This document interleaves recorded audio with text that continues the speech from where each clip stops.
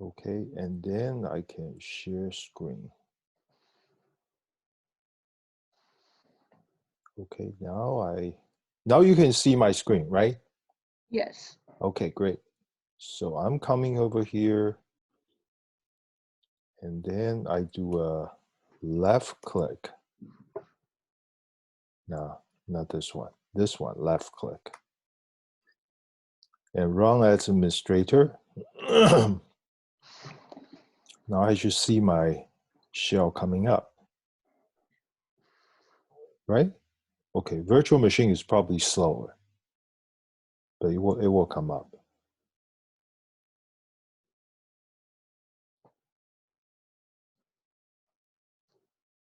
Am I? Are you going to show me a power screen? Okay, it came out.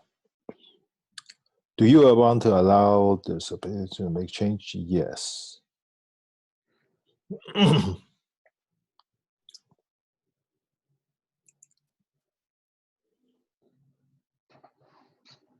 Wow.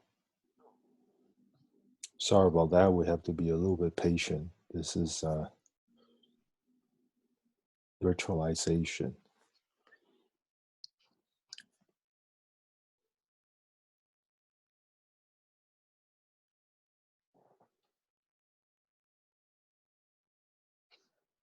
Hmm.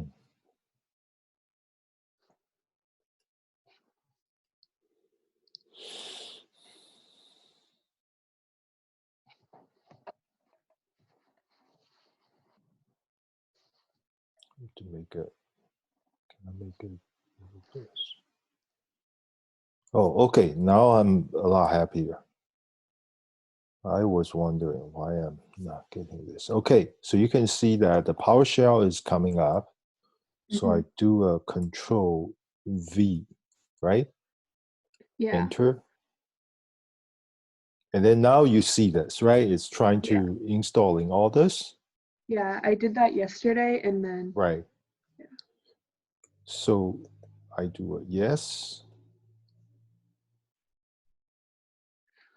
I tried re-downloading WSL like 10 minutes ago, and then it was the second time that I did that, and my computer didn't restart. Yeah, the computer should restart because it needs to do some kind of update and also change that. But it didn't the second time I installed it. It did or it didn't? It Did didn't do not. it the second time? It did not the second time. Oh, that's interesting. That's interesting. So did you repeat exactly the same thing which I did in the you invoked you start a PowerShell again? Oh, it didn't work that way?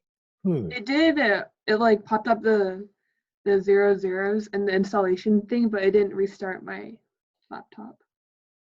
Okay. Yeah, that's something which okay. So I will Jenny, I don't want to waste your time here. I think what let me just log in here. Let me investigate a little bit myself to use this virtual machine, try to install. It seems to me my best guess, because I never experienced that, is something you have to do before you can install using WSL the second time. That's my guess. Okay. Okay. So I have another question. Right now, um, I mean, will you be able to still use Ubuntu 16? I don't know because I uninstalled it.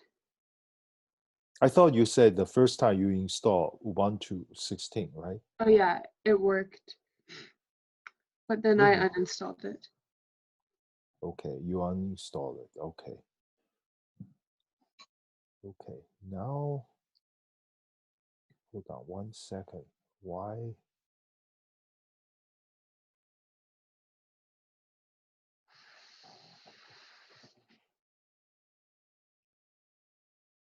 want to change my configuration. Virtual machine, change the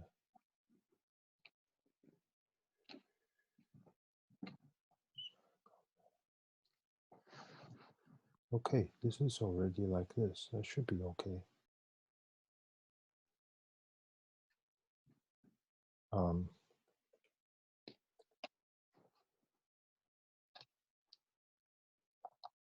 on 1 second before I follow this through.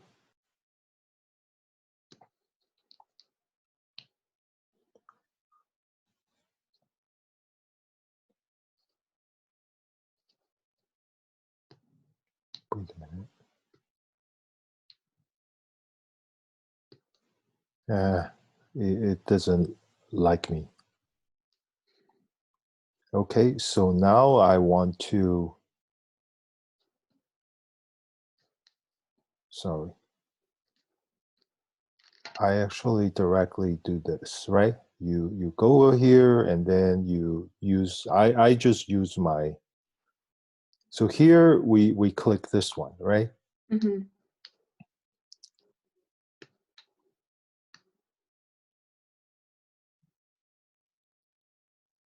Wait a minute.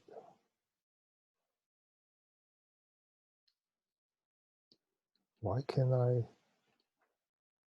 hold on, okay, I need to sign in.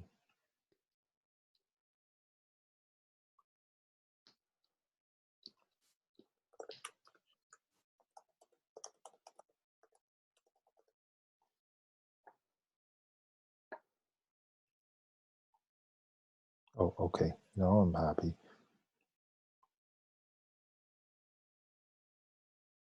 Wait a minute.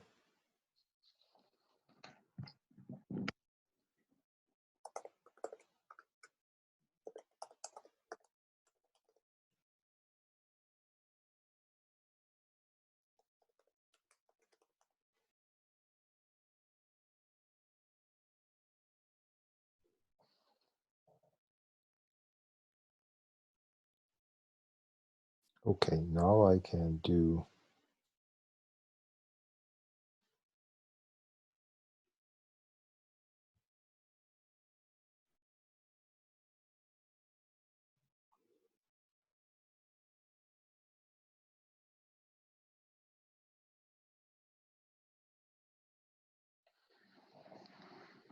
so far it's the same as you experience, right? Mm-hmm.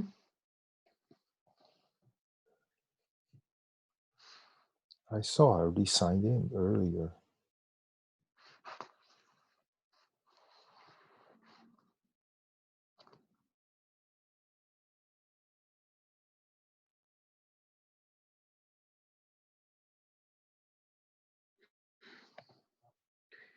Wait a minute, why this is nothing?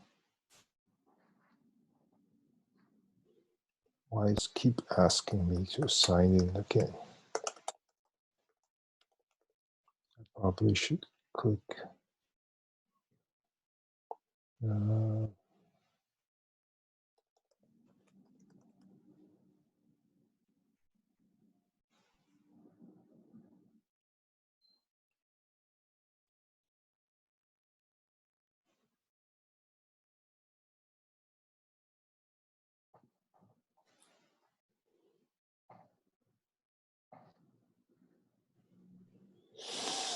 Oh, by the way, Jenny, I have a question.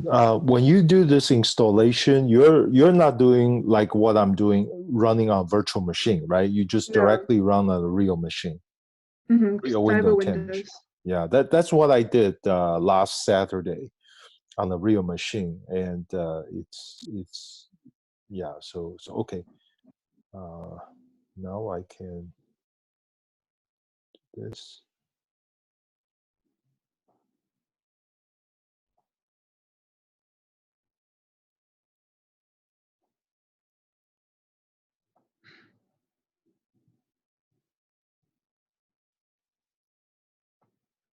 Okay, so now it's start downloading. So when you click this on the second time, it's just exactly show like this, right? Yeah, I was able to launch it, but nothing shows up when I launch. It's just a blank black screen. Mm, it's a window, and then inside the window it's a black screen, or just just blank screen the whole machine? No, just Ubuntu is a black screen. It's like Okay, an just that particular Ubuntu window, right? empty. Yeah, Mhm. but you can still running your Windows 10, right? Yeah, Okay. but I can't type or do anything within the Ubuntu window. I wonder that doesn't sounds right. Okay. The other time I need to. I mean, please make appointment with me. I can do one-on-one with you, and then I can actually see your screen, and then maybe we can work together on that way. Okay. Okay. Yeah, I think we don't have to. You don't have to look at the screen right now because I think it's just will take a while for us to get it to work. Okay, so now it's installed. So here I'm coming back so I can launch. Thank you for your help. You're welcome. You're very welcome. Okay, so Jenny, are you still here? Yeah, I'm still here. Okay, so now you can see my Ubuntu window, right? Okay, I'm going to make the size. I think I can make the size a little bit bigger. Oh no, it's not size actually. It's the property. I have to change the font to be 18. Now I feel a lot better. So then you will, when you launch, you will see this installation, right? It's start to.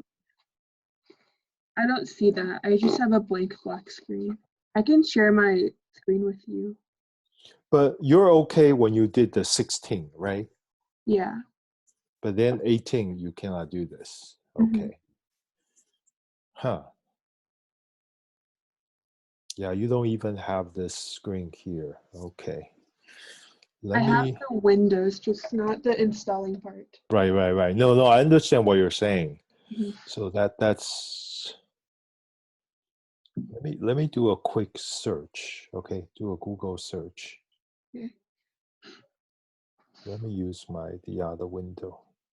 Okay, let me use this window. WSL installation reinstall Ubuntu screen blank. Let me see if somebody. I mean, to be honest, I do a lot of this.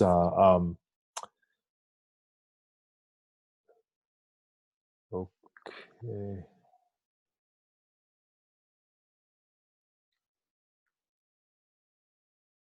The first one looks similar. Yeah, let me actually check.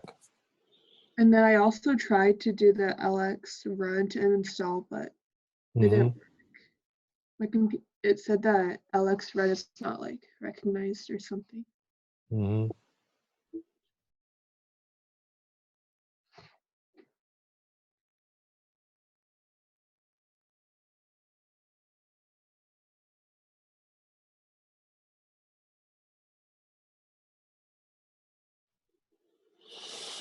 No, this one is not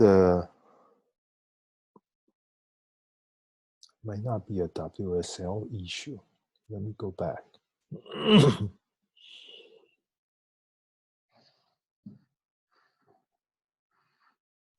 Let me try to see this.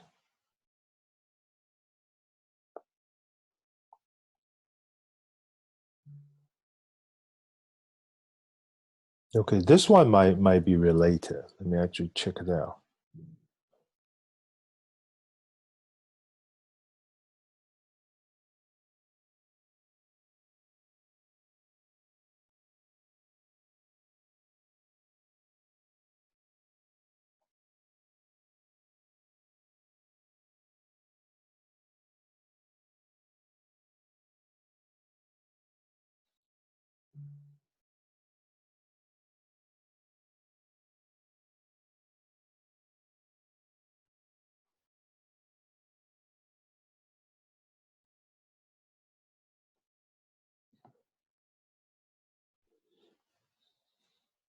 Oh, it says you need to reboot the window. Did you Like- reboot the window? Like restart my laptop?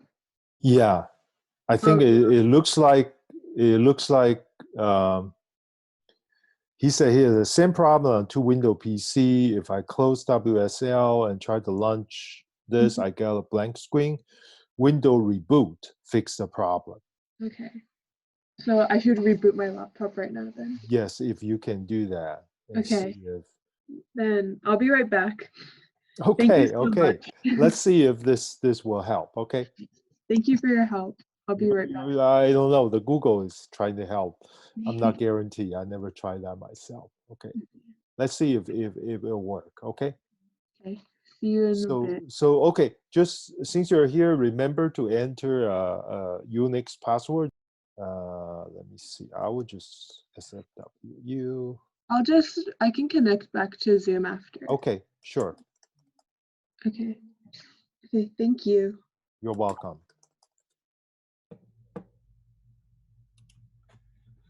Any other question? I had some questions about, like, when you make the file, what's the .o file that gets created? Is that like, what does the O stand for? Oh, O stands for object file.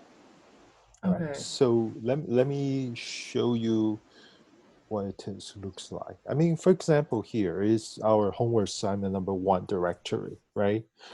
And if you look at the make file, I have a, let me actually just don't use make file, use my, so let me do this, make it clean, which I get rid of all the file, right? So for example, I have this program for homework assignment number 1 is called socket client underscore hw1.c. If I do gcc minus c command socket client, this one, if I do this compilation, you see that after I did this, it generates this .o file. So this is the object file, the object code that it translates the source code into object code. So the linker will be able to put it together. It's targeted for the hardware environment you would like to execute. Yeah. Okay. So that's the, so I give you another example, which is, this was GCC, but I want to give you an example of G++.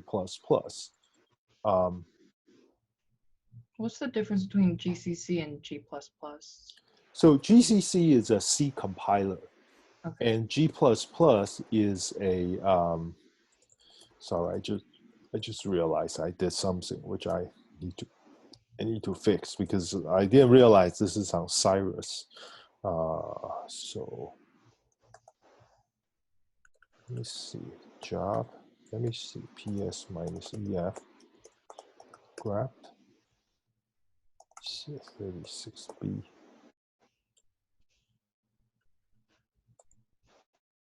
Okay, it's still running, so that's good. I want to make it and make sure it's still running. Okay. Okay, so G is C++ compiler, and GCC is C compiler. And the reason you have a G is because it's a GNU. It's a software organization. They actually open source. So GCC and G++ is the most I would say the from the academic or from the free software domain that they have this. So I'm now go back to my MacBook. So I want to show you something which is related to G++. So I go to ECF36B, that's my, and I go to my, I think it's PAP. What do I have the name? Bag or PAP? Oh, bag. Okay. So can you see my screen? Yeah. Okay.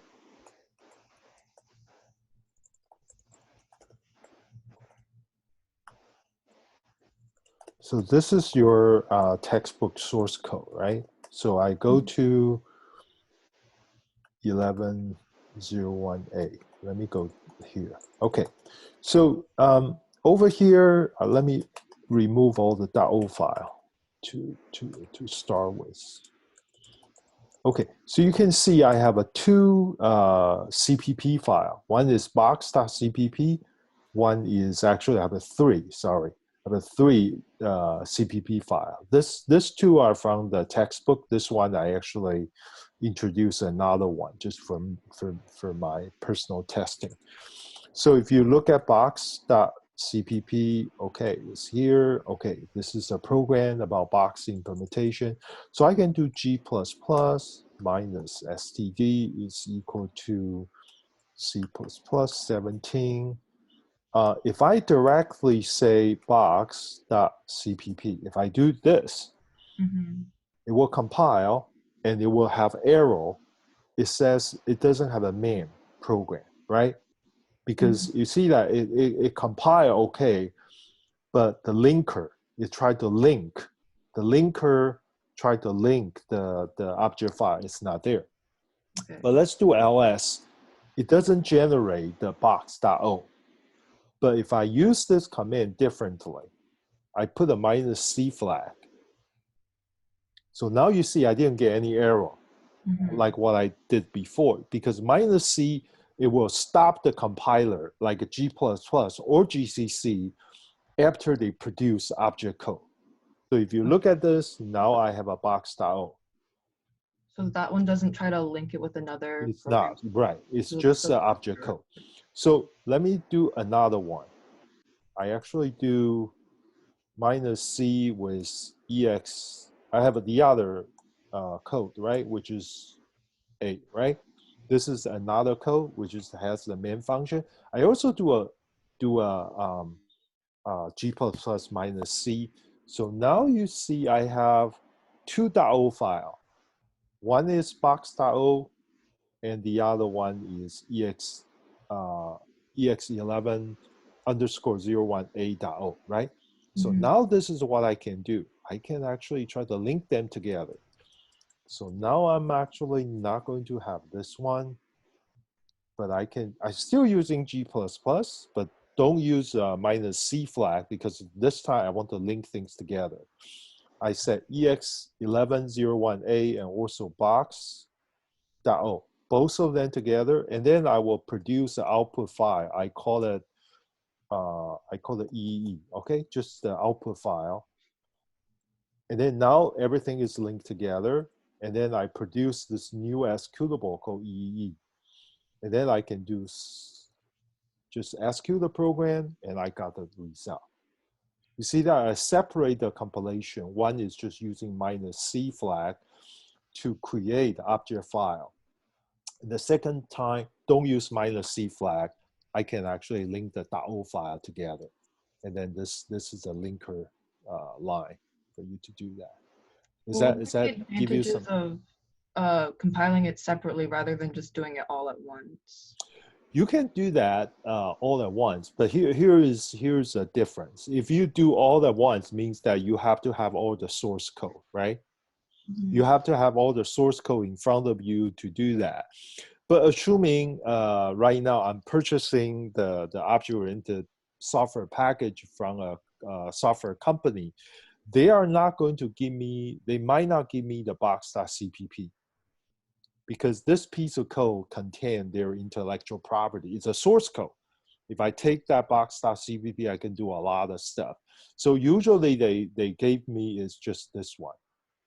They just, when I purchase the software, they just give me the object code. And I develop my own exe1108 because my function will call this box.o. And that's why if I purchase software from somewhere else, I might be only to do this line. I cannot do the first line here. So that's the only difference. But if you have all the source code, you can just remove the -c flag and put all the CPP there. Yeah, I mean, just for your information, you could potentially do like this. You can do let me just show it to you.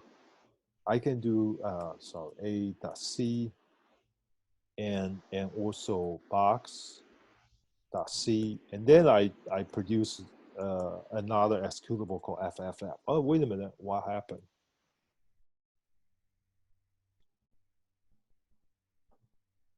Oh no, sorry, I forgot cpp. Okay, like this. Okay, and then you see that I just directly compile all the CPP file, and then I just do FFF, and then I will get the same result. Okay. So it's Thank just you. multiple way you can do the same. Okay. Hi, Jenny, are you back? Hello? Hi. So it's working now. Okay, so reboot does help. Mm-hmm. Okay. And then, Yeah, this is sometimes we thank Google for allow us to get it. Sometimes it's very strange, right? That reboot yeah. really make a difference. Yeah. Mm-hmm. So now you will be able to get the window just like what I got here, right? Mm-hmm. Yeah. And then I'm currently downloading the things on your doc, like the update make GCC. Right. Which is important. Sudo apt. I think apt get update is the first one you need to do. Mm-hmm. Yeah. Thank you for helping me. Oh, you're very welcome. Yeah, if you have any encounter any difficulty, just let me know. Okay. Okay. Okay. Good. Thank you. Yesterday too, after I downloaded the 16 version, I had trouble connecting to Visual Studio. Do you think you could help me with that too? Sure. Just hold on. Let me try to do my part here, and I have to do this as well. Install GCC, I guess. So while we're doing this, let me actually, while I was waiting for the compiler, let's actually look at the instruction, okay? Mm-hmm. So let's get back to, wait a minute.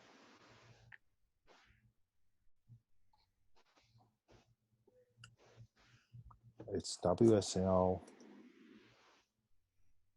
the C, okay. Let me just type the whole thing. Visual Code. Okay. Yeah, this part is not necessarily the most trivial one, but let me see. If this is the link, let me see if this is the link I want you to follow. Yeah, this is the link, right? So you already done, okay, sorry, my window. So you already done this part, right? We already have this Linux installation, right? Uh-huh. Okay, so now we're going to install Visual Studio Code, which I didn't install that on this machine. So let me try to do that. With Visual Studio Code, can you program in any language? Pretty much all the language you can, but you need to download the package. For example, some of the Visual Code Studio you have to download. For example, if you want to run C++, or you want to run certain language, you have to do certain kind of configuration. But I think you follow this particular one, it should include everything already. It should Okay. include everything already. And the reason, I guess, is you include everything already because all your C++ environment is already in this Windows subsystem for WSL. So when you install Visual Code Studio, you really install only this part, which is only for the front end. And then Okay. actually talk to the server which we will actually see that when we run it. Okay. Okay. So now I'm going to just open it.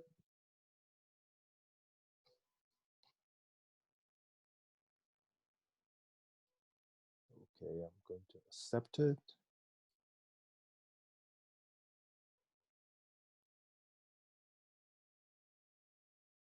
Okay, here's part is important. I do want to create this, but the important thing is you want to add, okay, what I did, I always add this one. I already And, had Visual Studio downloaded from okay, like a while ago. So I didn't see any of these steps. I'm not sure like what my settings were from when I downloaded. right, right. I don't know that it's in the instruction. It says you need to click this add to pass session to make it to work. Mm-hmm. But if you didn't do that, one of the things you can do that easily, just reinstall Visual Studio Okay. Code. You uninstall it and then you install it again. Remember to click those 4. I just click all of them. It seems it works for me on my the other machine. So this virtual machine I haven't installed ever. So I'm going to do that now. Okay. Let me actually check the progress. Oh, seems to be this one is done. So I'm going to do G++ as well. Hello? Hello? No. I'm saying Oh. hello to my own machine. It doesn't, it's stuck. Okay. Ah, now it works. Okay. Okay.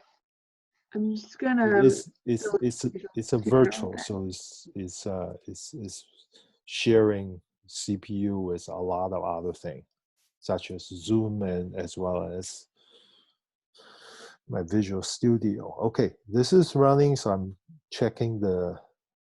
Okay, so my Visual Studio seems to be okay. Okay, let me just. Okay, wait a minute. What happened? Okay, so it automatically. I'm going to close this. So it's up, but I want to double check before I do next thing. No, I want to go here. This is the window I want to follow. So I already installed this. So I installed this one, right? I installed this one, so I need to use a code command. So just hold on 1 second before I have to wait until this thing's done. Okay.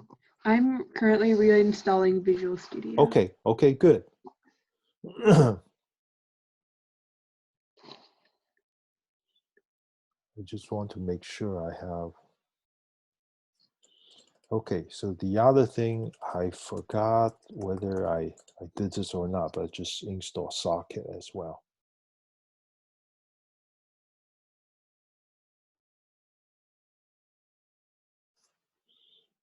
Okay, so now I want to upgrade.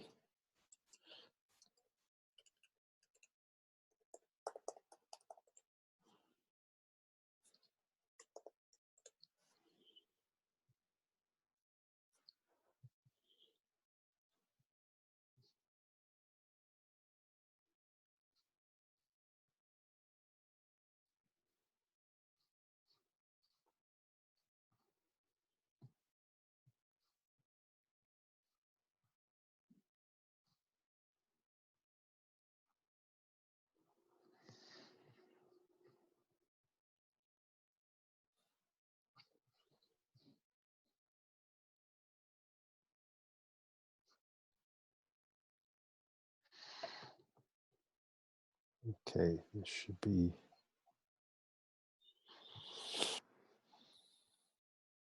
So the upgrade is important. If you don't upgrade, you won't get the latest version of the G plus GCC, and your program will not. Oh, wait a minute, what happened?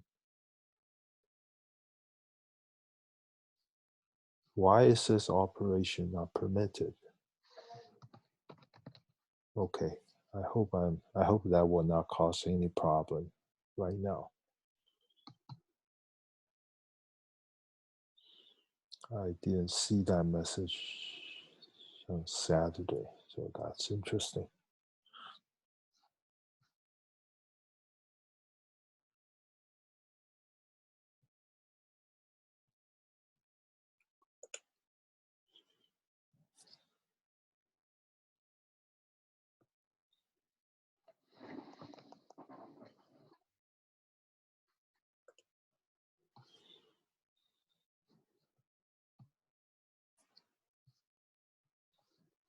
While we're waiting, are there any other questions that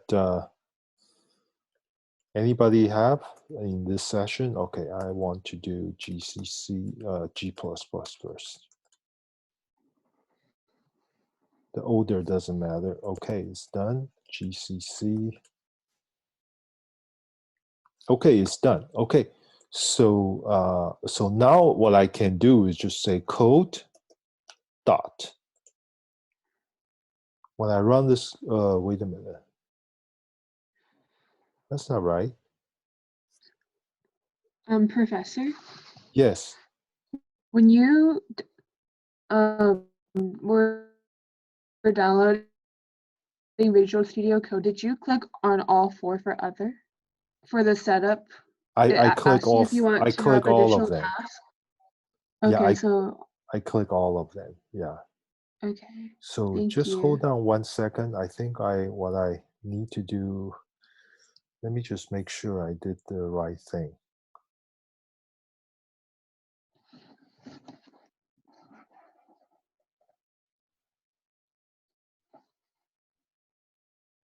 Oh, I have to install this one as well. All right, I forgot one thing. I have to install.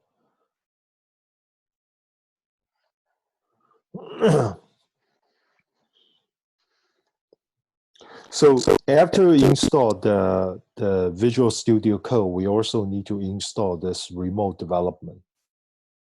Mm-hmm.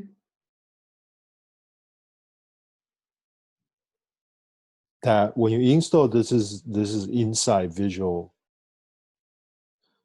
Studio Code. Okay, it should come up. And then I will say install.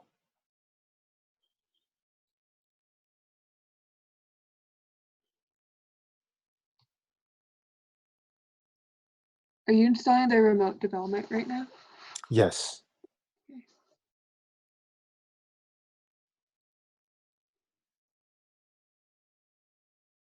Okay, so now it seems to me I have installed this correctly. Now I can do, I think I can do this. Huh, it's not allowing me to do that. Let me close this one to, let me check. If I go for Explorer, if I do a new terminal, what do I get? No, this is not the, this is PowerShell. This is not the things I want. Let me close this. What did I do wrong? WSL. Let me do this again.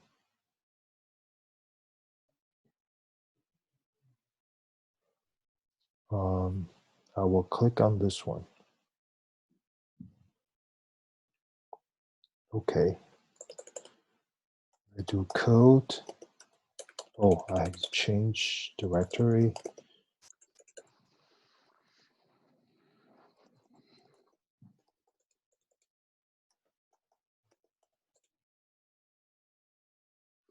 Okay, now it works. Okay, you see that I just you cannot use the same window when you the first window you got the Linux it's not going to help you, but you have to open another window, which is you can click here. You see there's under here you have executable called recently I called Ubuntu 18.4.e. From this window, you click on that. Got a window. I want to go back. Hey. Can I go back? Did you already download the remote extension? I already when you click install the remote development or remote execution, it will direct that into Visual Code Studio. When you go to Visual Code Studio, just say you want to install. I wasn't asked that, but I might have installed it yesterday and it might still have it. I'm not sure. It could be, yeah. It says this one, no, I was allowed access, yeah.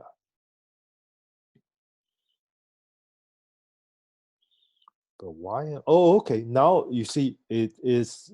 I was wondering why, but now I'm actually in this directory. Okay, so I'm going to do Explorer.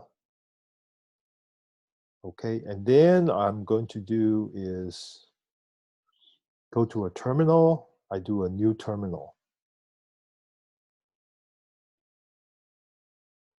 When I do new terminal, if you give me a good terminal, I'm good.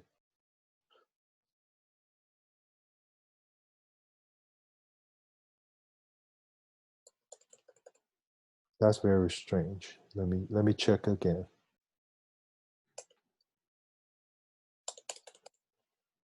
It says starting.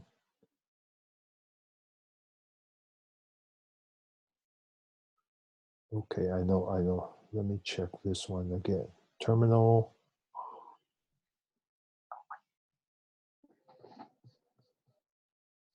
Let me do a configuration of task first.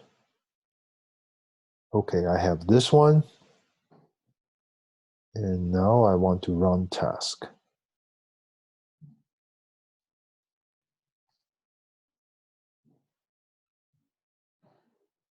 Echo.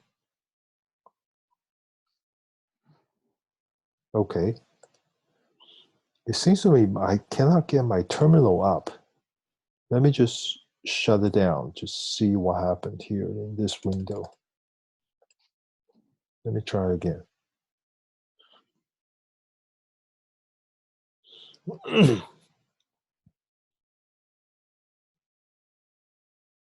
Can I get a new terminal?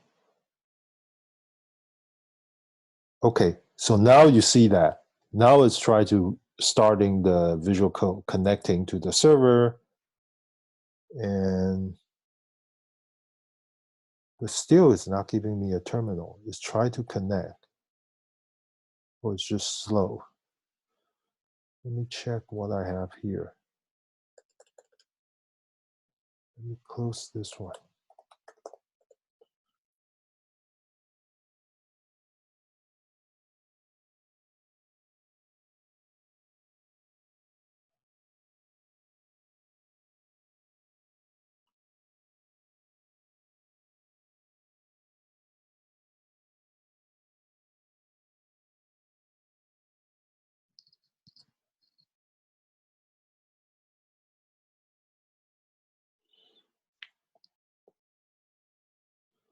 That's very strange. It seems to me that Jenny, the behavior I have with the other machine, my real machine, is different, because usually when I do code dot, it will just start executing without any problem.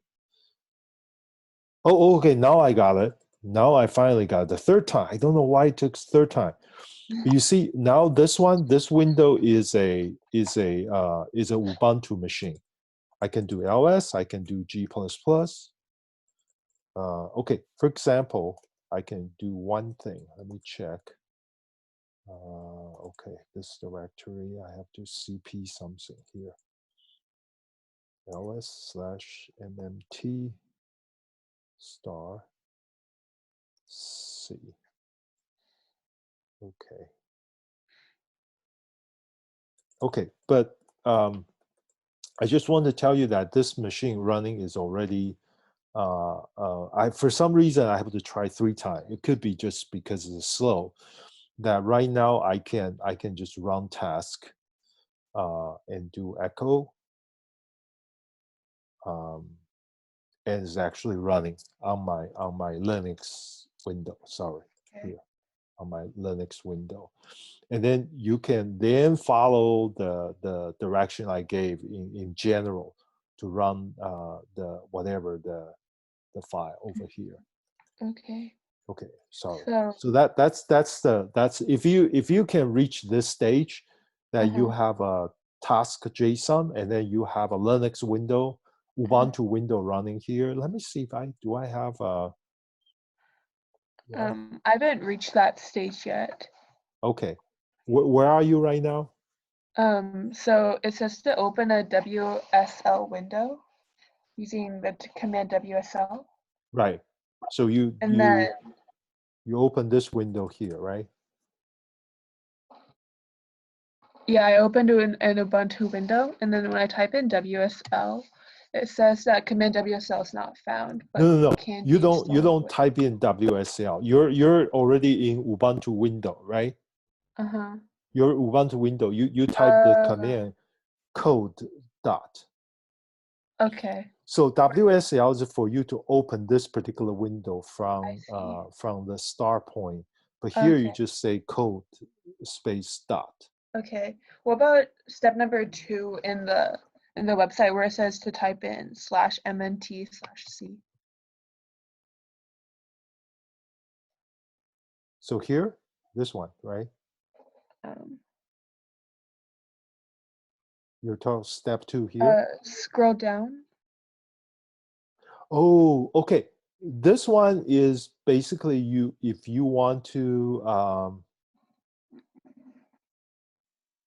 No, this is different. This, if you can do this, then you don't need to do that. This one is if you want to do using from the WSL terminal, means that you're in the terminal, you can actually do this.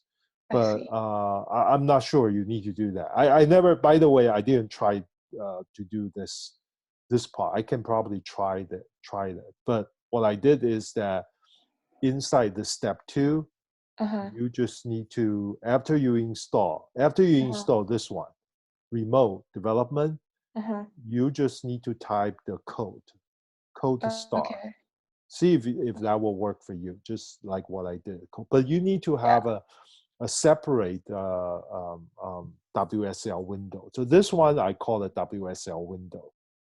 Okay, so I typed in code dot, and then Visual Studio popped up. That's a good thing. Yeah, okay.